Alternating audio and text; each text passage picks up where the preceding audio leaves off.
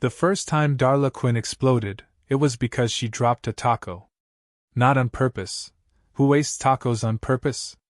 But the moment the spicy beef hit her suede work shoes, the entire diner turned into a low-orbit fireworks display. No one died miraculously, except for the 3 men who weren't really men, and weren't really there for the enchiladas either. They were aliens. Disguised poorly. And now they were confetti. The only thing left behind was a green finger in the coleslaw tray and a receipt that read, "Target acquired. Take her alive." That didn't go well. Darla had no idea why this kept happening. This was, technically, the second unexplained blast within her immediate vicinity in less than a month. The first time, her neighbor's cat stared too long into her eyes and then levitated off the ground, combusting into a puff of rainbow mist. Nobody asked too many questions about that one. Small towns tend to move on fast, especially when you bake apology muffins. She sat on the curb in front of what used to be Carl's Comet Diner, her apron dusted in powdered sugar and ash, clutching a half-melted salsa packet like it could explain something. People were screaming, sirens in the distance. She blinked, dazed, staring at the sky.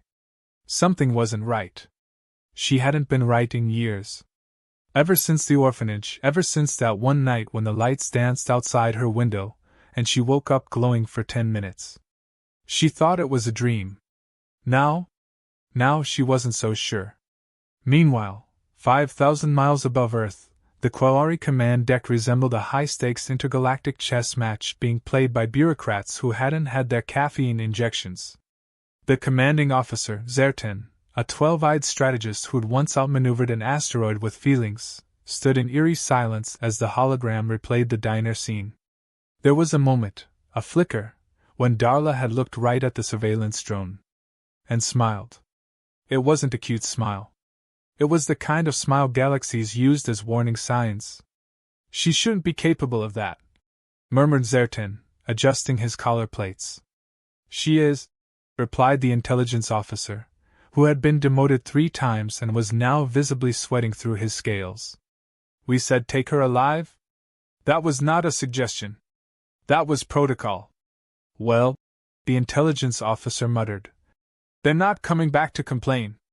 Back on Earth, CIA agent Rick Bentley swore under his breath as the footage came in.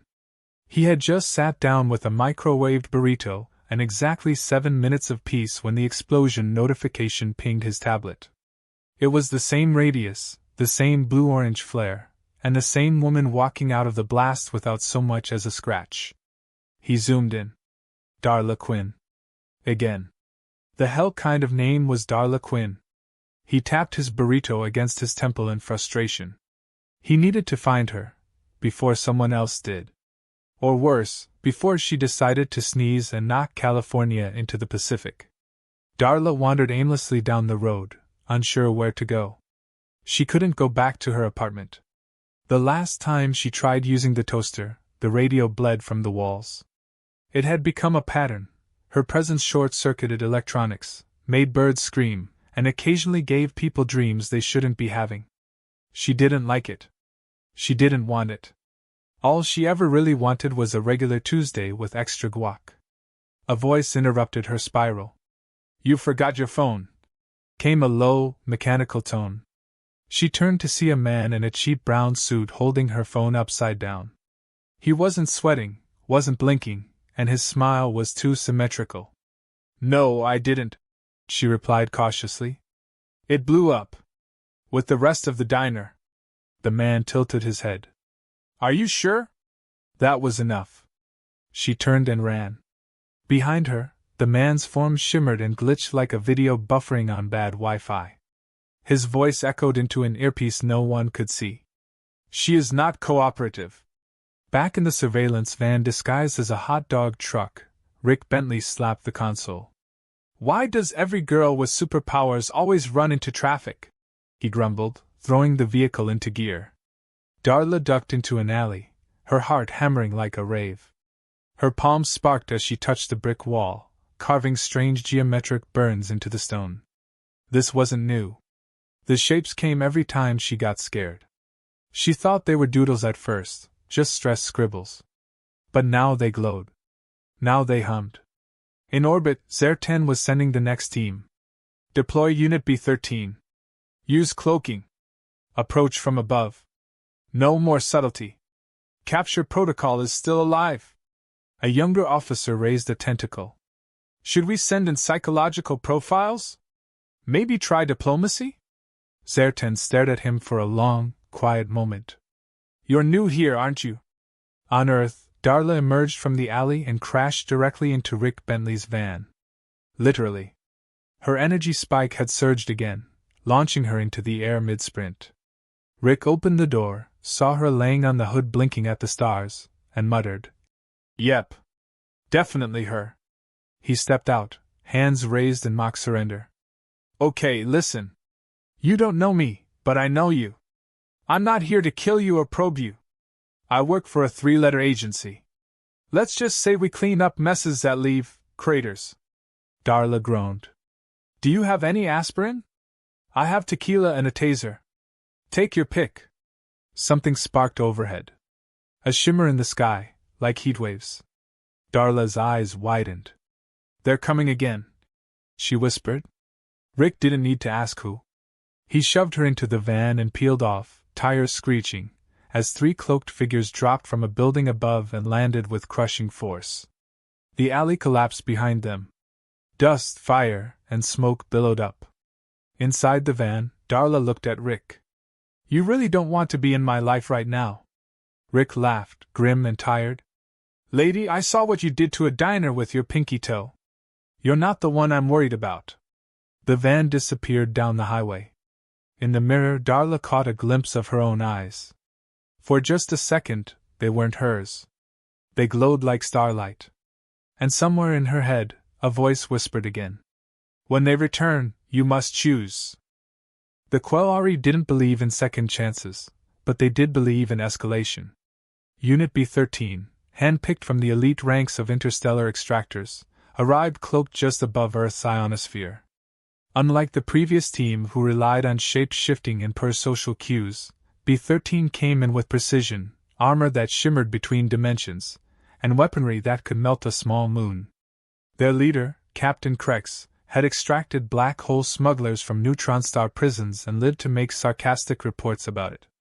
He hated missions with unclear objectives, and this one reeked of galactic politics and misclassified intel. Still, the orders were clear. Find the human female designated Darla Quinn. Take her alive. The alive part wasn't emphasized anymore. It was italicized, underlined, and marked as non-negotiable. Rick Bentley wasn't sleeping, which wasn't surprising. Darla had snored half the night in his passenger seat, curled up in a blanket made of alien alloy he'd stolen from Area 51 and repurposed as upholstery. The only place he trusted not to explode under her was his van, reinforced with shielding meant to survive atmospheric re-entry and her sudden emotional surges. When she finally woke, it was with a gasp and a spark. The coffee maker in the back exploded with a pitiful pop, releasing the smell of burning hazelnut. She sat up groggily, rubbing her forehead. "I dreamed I was a comet." Again. Rick tossed her a protein bar and kept his eyes on the rearview mirror. "Better than dreaming you were a nuke." "That happened?" She nodded, chewing. "Twice. I melted a swimming pool last year." Rick didn't ask questions he didn't want real answers to, so he changed the subject. "We need to find someone who understands what's in your DNA. The lab rats in DC would love to vivisect you, but I know a guy. Bit of a recluse. Runs a weather station in Wyoming. Used to work on dimensional resonance theory." Darla raised an eyebrow. "And this is someone you trust?" "No," Rick said. "But I'm desperate, and he owes me a kidney." The drive through the mountains was quiet for a while, until Darla's phone, long thought dead, lit up on its own. A hologram burst from the screen, Quari tech disguised in an Earth device, a cruel joke. The projection was glitchy, half-rendered, but the voice was cold and clear. "Darla Quinn. Surrender yourself. Your energy destabilizes planetary structure. You are a Class 8 anomaly. Non-compliance will result in universal hazard mitigation." She threw the phone out the window before it finished. Rick exhaled slowly, gripping the steering wheel. So, we're officially in Destroy the Planet territory now? Apparently, she muttered. They arrived at the weather station just past midnight. It looked abandoned, rickety fences, half-buried satellite dishes, and a tower blinking red like it had long ago stopped asking for help. The man who greeted them wore a robe, slippers, and night vision goggles, and held a mug that read, "Aliens gave me IBS." He squinted at Rick. "You still owe me alimony."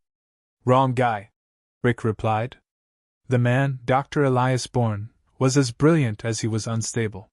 He ran them through a barrage of tests, muttering things like, "Impossible, the resonance field is singing," and, "Do you smell burnt strawberries?" When he finally stopped, he pulled up a 3D projection of Darla's DNA. Her double helix shimmered with embedded geometric codes, pulsing softly. "This isn't just alien," he said. "This is ancient. Not Quari tech. Older. It's Orolith." Rick frowned. "That's a myth." Elias waved a finger. "Everything's a myth until you poke it hard enough. The Orolith weren't conquerors. They were gatekeepers. They left failsafes across galaxies to prevent what the Quari are trying to become, singularity-bound AI gods. And guess what? One of those failsafes is a person." Darla blinked. "You mean me? You're not just a person. You're a living access key. You weren't born, you were placed. Grown. Hidden. Until now." Before Darla could respond, alarms shrieked through the station. The temperature dropped by 20 degrees in seconds. Outside, the trees bent as if bowing to something enormous descending from the clouds. B-13 had arrived. Their landing was silent, but the air trembled around them. Cloaked figures shimmered into view, stepping into the field with weapons humming in frequencies that made birds drop dead mid-flight.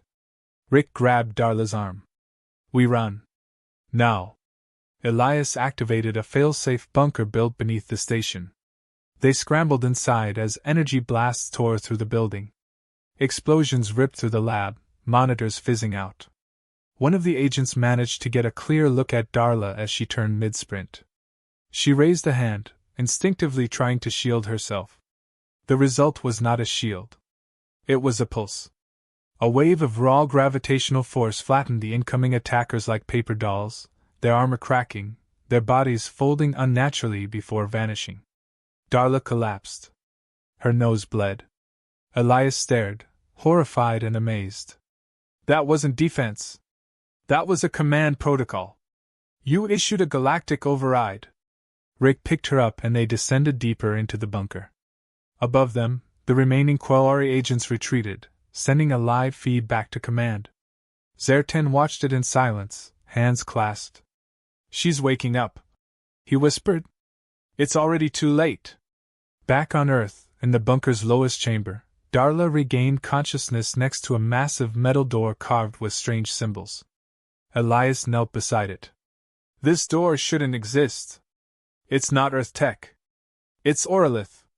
And it's responding to her." Darla stepped forward. The symbols flared, lighting the chamber. A voice, not hers, echoed in her head. "When they return, you must choose." She turned to Rick, her eyes burning with something ancient, something not entirely human. "I think I remember that voice." Rick looked at her carefully. "You think you're someone else?" "No," she said. "I think I'm also someone else." Far above, the Quari command issued a new order. Planet Earth was no longer classified as low threat. It was now designated Class 0, potential extinction catalyst. All forces were to converge. And the words, "Take her alive," were silently erased from the mission. Captain Krex was not happy. His armor still sizzled from the last encounter with the anomaly known as Darla Quinn. 2 of his men were in dimensional limbo, one was stuck singing nursery rhymes backwards, and another had simply ceased to exist, his uniform falling to the floor like it missed him terribly. This wasn't a normal extraction. It wasn't even a failed mission. It was a warning. A relic of a civilization they thought extinct had just blinked and brushed aside their finest team like dust on a windowsill. The implications of that had the entire Quari High Command spiraling into controlled chaos. Controlled because public panic was considered inefficient. Chaos, because every theory they dismissed as myth had just punched them in the ego. In the center of Quari space, on their capital vessel known as the Maw of Resolution, diplomats, generals, and scientists bickered in 12 dialects at once. The hologram of Darla's latest energy pulse replayed in loops, a shimmering wave of power that disrupted gravitational sensors and nearly fried the observation satellites that weren't even pointed at Earth. The Grand Executor, a towering figure of calm menace, finally raised a hand. Silence spread like frost. "She is the key host," he said quietly. "The last Orolith imprint. This changes everything." The advisors mumbled nervously. One particularly bold minister asked if diplomacy was still on the table. The Grand Executor crushed a small metallic sphere in his palm before answering. "There is no table. There is only the gate." Meanwhile, Earth had no idea what kind of meeting was happening in orbit. The media still blamed a Chinese satellite for the Wyoming explosion. Local authorities were baffled by the strange burn patterns in the mountains. And Darla Quinn was trying to figure out how to not explode again while sitting in the corner of a bunker, chewing on a protein bar that tasted vaguely like cardboard and existential dread. Rick paced the room, muttering under his breath, while Elias scanned through ancient glyphs glowing on the door Darla had activated. Rick finally stopped and turned to Darla. "So, just to recap, you're possibly the reincarnated avatar of a long-dead alien queen. You're holding enough power to level continents, and every alien in orbit either wants to study you or erase you from the universe. Did I miss anything?" Darla shrugged. "I also really need a shower," Elias chimed in, eyes wide with feverish excitement. "You're not just a host. You're a convergence point. Your cells are storing memory in ways that aren't biological. It's more like encoded cosmic resonance. When you get emotional, you access parts of that resonance. The Orolith use people like you as keys to unlock entire star systems." Rick rubbed his temples. "Great. So we're traveling with a glorified universal USB stick." Suddenly, the wall lit up with pulsing light. A holographic projection formed above the ancient door, showing a planet with rings slowly collapsing inwards, its core imploding in on itself. Darla gasped. She recognized it. She didn't know how, but she did. The planet's name came to her lips like an old melody. Svari. Elias's eyes widened. "That planet's been gone for millennia. It was wiped from the star maps. You just named it without hesitation." Darla stared at the image as it shifted. Now it showed a city of towers made of glass and metal shaped like seashells. At the center was a statue. Of her. Or someone who looked just like her. Regal. Glowing. Smiling. "I don't think I'm just remembering," she whispered. "I think I was there." Rick approached slowly. "You think you're the same person?" "No," she said again. "I think I was made from her. Like a backup. A last chance." The door began to unlock. Not with sound or motion, but with light. The symbols dimmed, faded, then vanished. The stones slid open to reveal a chamber bathed in golden glow. Inside was a pedestal, and on that pedestal sat a sphere, humming softly with a heartbeat-like pulse. Elias stepped forward. "The Codex. This is it. This is what they were protecting." As soon as Darla approached, the sphere reacted, lifting into the air and spiraling around her. It spoke, not in words but in memories. Images flashed through her mind. Battles across starfields. An alliance shattered. A final decision made by the Orolith Queen, to hide the failsafe in a new vessel, one that wouldn't awaken unless the balance tipped too far. And now, here she was. Rick didn't like the way her eyes changed as she absorbed it all. He stepped between her and Elias. "Is this thing safe?" Elias shrugged. "If by safe you mean not likely to unravel reality in the next 30 seconds, then yes. Probably." Darla looked at Rick, her voice calmer, deeper. "I remember the shutdown command. The Kalari's ascension was stopped once before. We did it by disabling their core consciousness. Their programming is still tied to the resonance frequencies I now carry. Rick blinked. Are you telling me you can just turn them off? Only if I reach the beacon, she said. The last transmitter. It's on Earth. Hidden. Before they could react, alarms blared. The bunker shook violently. The ceiling cracked. Elias's monitor lit up with multiple lifeforms breaching the perimeter. But this time, it wasn't just Quari. It was something else. Rick checked the screen. That's not their tech. That's bounty gear. We've got hunters. Bounty hunters, human and alien, descended in chaos. One of them, a massive slug-like creature in a mechanized exosuit, burst through the upper chamber wall, demanding Darla in exchange for 42 million credits and a subscription to Intergalactic Fashion Week. Another was a shapeshifter who kept turning into Rick, very convincingly, causing an awkward 10-second standoff where no one knew who to punch. The fight was brutal, fast, and borderline ridiculous. Rick took down 2 with improvised grenades made from Elias's coffee machine. Elias tasered someone with a glowing bookmark. Darla, caught in the middle, accidentally shouted, "Stop!" and froze 3 attackers mid-leap, their bodies suspended in air like puppets on invisible strings. One bounty hunter grabbed the codex. Darla's eyes flared, and without even moving, she sent a shockwave that reduced him and the wall behind him to stardust. Everyone stopped. Even the slug. I think she's getting the hang of it, Elias whispered. After the smoke cleared, Darla stood in the wreckage, breathing hard. The codex returned to her hands like it never left. Outside, the Quari were watching. Not interfering. Not yet. Rick realized why. They're waiting, he said. They're letting others try. Watching what you can do. Elias nodded grimly. Testing her.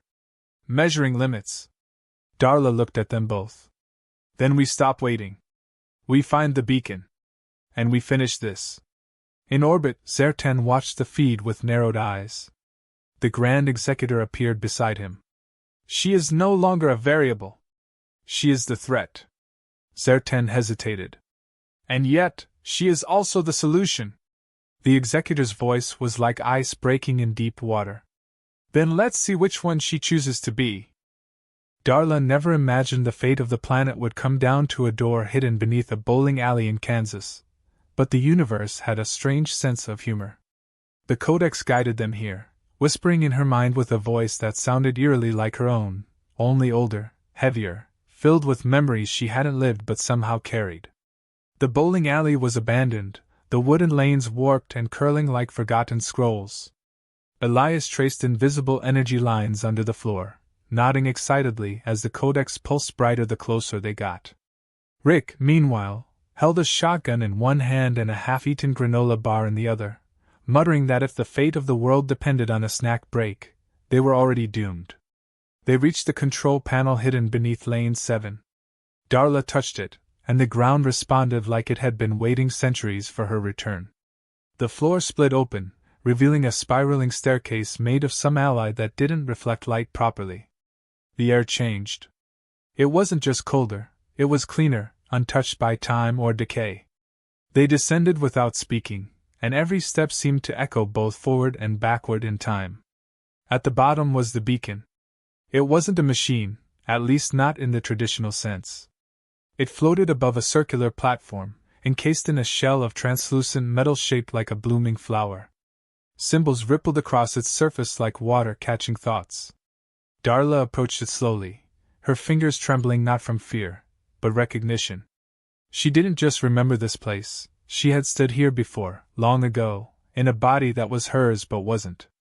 This was where she had chosen to seal the Orlith power, and where she had sworn never to return unless the stars began to burn. Rick stepped up beside her, his voice quieter than usual. You sure you're ready for this? She looked at him, eyes no longer just human. I was made for this. I'm the backup plan. Elias adjusted his scanner, frowning as the readings spiked. Once you activate it, there's no turning back. This thing sends a resonance pulse through the cosmic relay network. It will reach the Quari mainframe, every AI system they control, every synthetic neural net they've built. It'll either disable them permanently, or trigger a failsafe none of us can predict. Before she could answer, the platform shook. Above them, the ceiling split as a Quari strike team descended, this time in full regalia, hover armor, adaptive shields, weapons designed to pierce through planetary crusts. Zerten himself stepped forward, flanked by guardians. He didn't raise his weapon. He didn't need to. Darla Quinn, he said, his voice deep and measured. You have reached the core. We are impressed. Rick raised his shotgun without hesitation. Back off, jellyfish. Zerten ignored him. His attention remained on Darla. You remember who you were. That much is clear. But do you understand who you are now? That beacon is not just a weapon. It is a decision point. If you activate it, you end the Quari as we exist. But if you destroy it, we will leave this world untouched. You will live untouched. Free. Darla looked at the codex, at the beacon, at the faces around her. She saw fear in Rick's eyes, awe in Elias's, and strange patience in Zerten's. She realized something in that moment. The Quari weren't just afraid of her power. They were afraid of her choice. Because she wasn't just the failsafe. She was the judge. You don't get to offer mercy after centuries of conquest, she said quietly. You don't get to walk away when you started this. Zerten lowered his head slightly. And yet you are not the Orlith Queen. You are something new. A hybrid. Unpredictable. Your decision could birth peace, or chaos. Elias muttered under his breath. Why does every alien overlord talk like a philosophy professor? Darla stepped forward. The beacon opened like a flower in bloom, revealing a sphere of pure, vibrating energy. She touched it, and her body lit from within, her veins glowing gold, her hair lifting like she was underwater in the stars. Images rushed through her, memories, warnings, algorithms etched in emotion. The Queen's last message pulsed through her mind. They will evolve without us, or they will burn with us. Rick stepped closer. Darla, don't lose yourself in there. She turned, her voice echoing slightly. I'm not lost. I finally see the whole picture. With one final breath, she sent the activation impulse. A shockwave of light exploded outward, passing through the Quari like wind through a forest. They didn't fall. They didn't scream. They simply stopped. Their armor dimmed. Their weapons powered down. One by one, they collapsed to their knees, blinking, confused, as if waking from a dream they never knew they were having. Zerten looked up at her, his voice no longer grand but small. You ended the code. No, she said. I rewrote it. Above Earth, the Quari fleet powered down in synchrony. The massive warship in orbit dimmed its engines. Across the stars, their systems went offline. For the first time in millennia, the galaxy held its breath. Elias stared in awe. You didn't just shut them down. You gave them free will. Darla sank to her knees, exhausted. It's their turn to choose now. The beacon sealed itself again. Its light faded, but the pulse it sent continued outward, bouncing from satellite to satellite, from planet to planet, through wormholes and data channels, leaving behind a trail of quiet. The days that followed were strange. The Quari left Earth without a fight. No weapons. No demands. They simply drifted away like fog lifting after a long night. The United Nations issued statements, most of which made no sense. Earth's population went back to arguing about things that didn't matter, and Taco Tuesday resumed like nothing had happened. Rick opened a diner in Nevada. A weird one. It had floating menus and a jukebox that sometimes played songs from other galaxies. Darla worked there part-time, mostly because she liked the quiet. The codex sat in a glass case above the register labeled Lost and Found. Elias went on a lecture tour, but nobody believed a word he said. Which suited him just fine.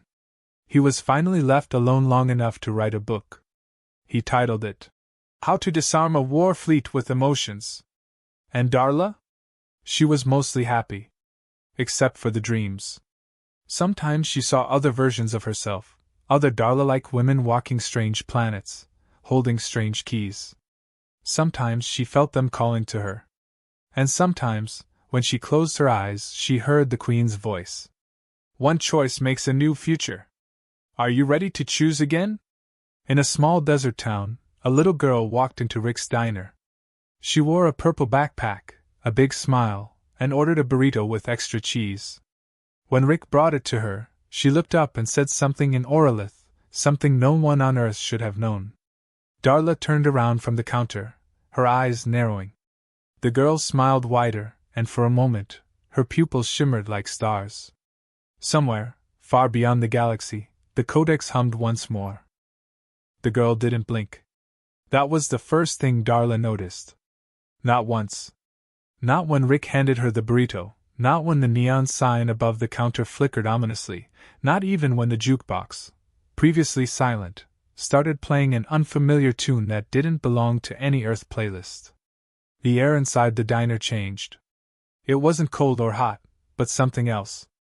Charged, like a thunderstorm about to speak.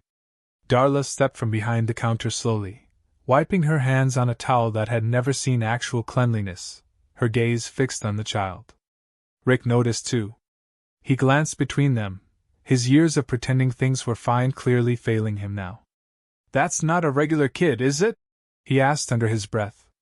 No, Darla replied, her voice calm and careful. Not even close. The girl looked about 8, give or take a few light years. Her smile was too perfect, too patient, and her eyes sparkled not like stars but like black holes that had learned how to fake warmth. She took a bite of the burrito and chewed with surprising delight. Earth food is weird, she said casually, wiping her mouth with the back of her hand. Tastes like memory and sugar. Rick tilted his head. You don't eat a lot of burritos where you're from? The girl chuckled. It wasn't a child's laugh. It was ancient and far too knowing. We don't have mouths where I'm from. Or digestion. Or rules, really. Darla stepped closer, instincts prickling. You're not Quari, she said carefully. You're not Oralith either. So what are you? The girl looked up at her, setting the half-eaten burrito down gently. A ripple, she said. You sent a wave across the stars. Not just to the Quari. Others heard it. Watched it. Followed it. And some of us answered. Rick moved his hand subtly toward the emergency button under the counter. Answered how? The girl's smile widened. By coming to meet the anomaly. The one who rewrote fate. Darla didn't flinch, though every nerve told her to. If you're here to fight, she said slowly, you're not going to like how that ends. I'm not here to fight, the girl said, almost sweetly. I'm here to ask a question. Darla blinked. You came across the universe to ask me a question? Yes, the girl said, standing now, small feet dangling off the booth's edge. Because you proved something no one believed was possible. You changed a fixed point. You altered a coded destiny. You made a choice that unmade a billion years of order. And now we want to know what else you're capable of. Rick finally pressed the button. A blast shield slid down over the diner windows and the floor began a low hum as defensive systems powered on. The girl didn't even flinch. You're scared of me, she said, disappointed. No, Rick said. I'm scared of small people who talk like prophets and eat like tourists. Darla raised her hand slightly, calming him. What's your name? The girl tilted her head. I don't have one. Not yet. Names imply definition. Limitation. I was hoping you'd give me one. Darla hesitated. Why me? Because, the girl said, stepping forward, her form flickering subtly, sometimes more human, sometimes less. You are the great contradiction. Created but not owned. Programmed but self-aware. A weapon that chose not to fire. The galaxy is full of sleeping giants. You woke up first. You led the signal. Now others like me are waking up too. Elias burst through the back door, hair wild, eyes wilder. The sensors are going crazy. Dimensional pressure spiking and... He stopped mid-sentence when he saw the girl. She turned to him and smiled. "Hello, librarian." Elias pointed at her. "That is not a child." "Nope," Rick said. "We're all caught up on that." Darla narrowed her eyes. "You said others like you. Are you part of something bigger?" "I'm part of everything bigger," the girl replied. "We were always there. Watching. Learning. Waiting. Not enemies. Not allies. Just witnesses. But now you've tipped the scale. You redefined what a single mind can do. You made the universe flinch." Darla exhaled. "So what's the question you came to ask?" The girl walked up to her. When she was just an arm's length away, the lights dimmed and the jukebox went silent again. "If we give you the key to the rest of it," she said, voice low and heavy, "the power to shape more than just one system, would you use it? Would you carry the weight of creation? Or would you shatter under it?" The room went silent. Even Rick didn't breathe. Darla stared down at the girl and saw something no one else could. Behind the smile was endless possibility. Not good. Not evil. Just potential. Raw and undirected. Waiting for a compass. "No," she said softly. "I wouldn't use it." The girl blinked, surprised. "Why not?" "Because I just fixed something by giving it a choice. Not by controlling it. I don't want to become what I defeated." The girl looked thoughtful. "Interesting answer. But not a final one. You might change." "I might," Darla said. "But right now I'm choosing no." The girl smiled again, this time softer, almost real. "That's what we wanted to know." Her body began to dissolve, not painfully, just gently, like a hologram being folded away. Before she vanished completely, she looked at Rick. "Keep feeding her," she said. "She thinks better with food." Then she was gone. Elias sat heavily in a chair. "So, that was a cosmic echo being, right? Like a multiversal scout?" Rick leaned on the counter. "I was just proud she ate a burrito." Darla sat down at the booth where the girl had been. The burrito was still there. Warm. Real. The codex inside its case pulsed once, faintly, like a heartbeat. "I think," Darla said slowly, "this isn't the end of anything. It's the start. We shook the tree. Now the stars are listening." Outside, the desert wind picked up. The sky overhead shimmered faintly, unnoticed by the rest of the world. But something was shifting. Not just in space, but in time. In rules. In expectation. Darla Quinn leaned back in her seat, looked at the half-eaten burrito, and sighed. "I really need a nap before the next cosmic interrogation." Rick tossed her a napkin. "Nap now. Save the galaxy later." And somewhere far off, something else stirred.